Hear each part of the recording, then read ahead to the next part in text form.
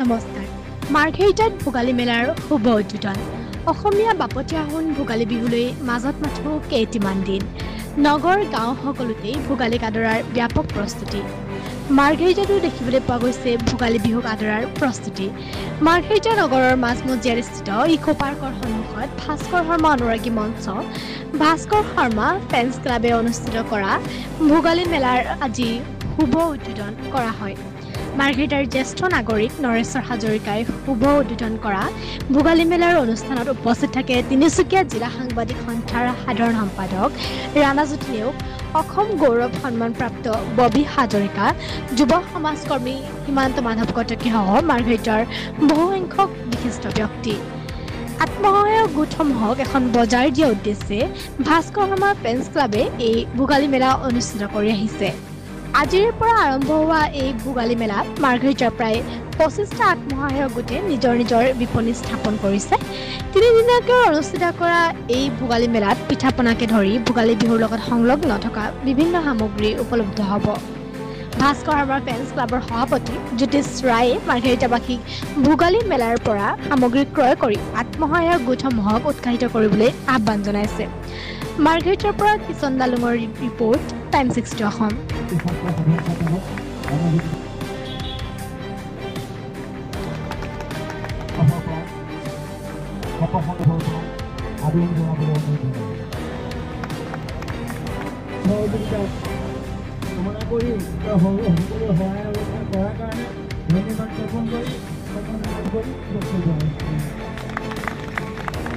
ধন্যবাদ জানাইছোঁ সময় উপযোগী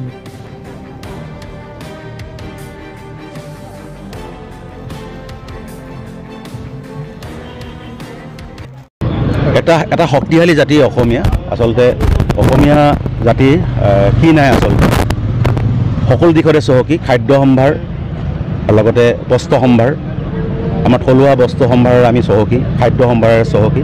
আৰু অকল খাদ্য সম্ভাৰেৰে চহকীয়েই নহয়, খাদ্য সম্ভাৰ আমাৰ বিজ্ঞানসন্মত। আৰু এই ভোগালী বিহুত পিঠা পনা ওলাইছে আৰু ভোগালী মেলাৰ এটা আয়োজন কৰা হৈছে ভাস্কৰ শৰ্মা ফেন্স ক্লাবৰ উদ্যোগত। খুব সুন্দৰ পদক্ষেপ। আমাৰ যিসকল থলুৱা লোক আছে সেইসকলক অৰ্থনৈতিকভাৱে শক্তিশালী কৰি তুলিবৰ কাৰণে বা নিজৰ যি খাদ্য সামগ্ৰী বা বস্ত্ৰশিল্প যিখিনিৰ জৰিয়তে আচলতে অসমীয়া জনজীৱনে নিজকে পৰিচিত কৰে, সেইখিনিক এখন বজাৰ দিবৰ কাৰণে এটা সুন্দৰ প্ৰচেষ্টা। এগৰাকী বিধায়কৰ নাম জড়িত হৈ আছে, ভাস্কৰ শৰ্মা, মাৰ্ঘেৰিটা বিধানসভা সমষ্টিৰ বিধায়ক। এগৰাকী বিধায়কৰ নাম আচলতে বিভিন্নজনে বিভিন্ন ধৰণে ব্যৱহাৰ কৰে। কোনোবাই ভাল কামত ব্যৱহাৰ কৰে, কোনোবাই বেয়া কামত ব্যৱহাৰ কৰে, কোনোবাই সামাজিক কামত ব্যৱহাৰ কৰে, কোনোবাই ব্যক্তি স্বাৰ্থৰ কাৰণে ব্যৱহাৰ কৰে।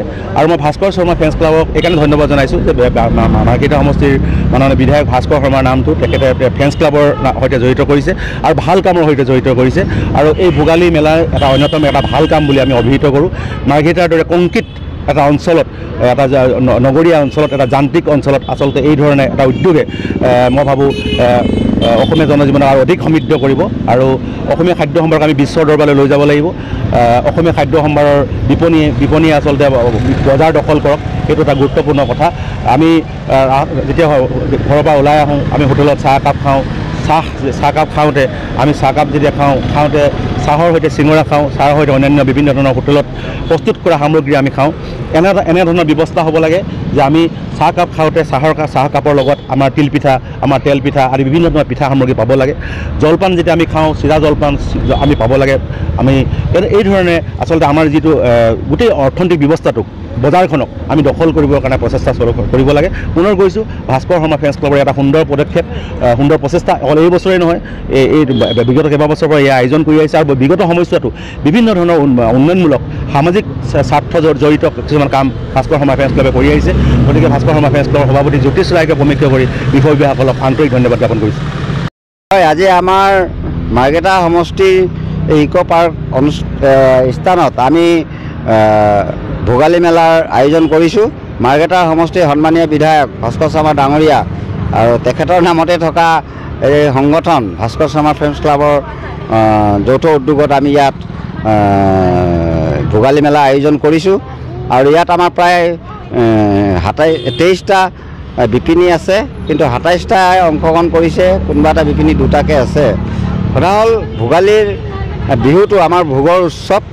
আমি ইয়াত সকলো ধৰণৰ অসমীয়া থলুৱা সামগ্ৰী বিপণীসমূহত আত্মসহায়ক গোটসমূহে আনিছে আৰু অসমীয়া জাতিটোৱে খাদ্য আৰু সাজ পোছাকৰ এক সম্ভাৰ আৰু চহকী।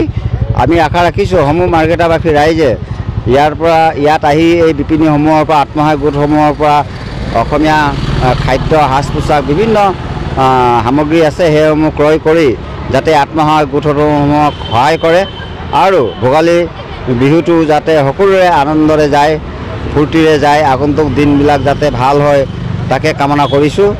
সমূহ মাৰ্ঘেটাবাসী ৰাইজ যাতে শান্তি সম্প্ৰীতি মিলা প্ৰীতিৰে বসবাস কৰে ইয়াকে কৈছোঁ। ধন্যবাদ।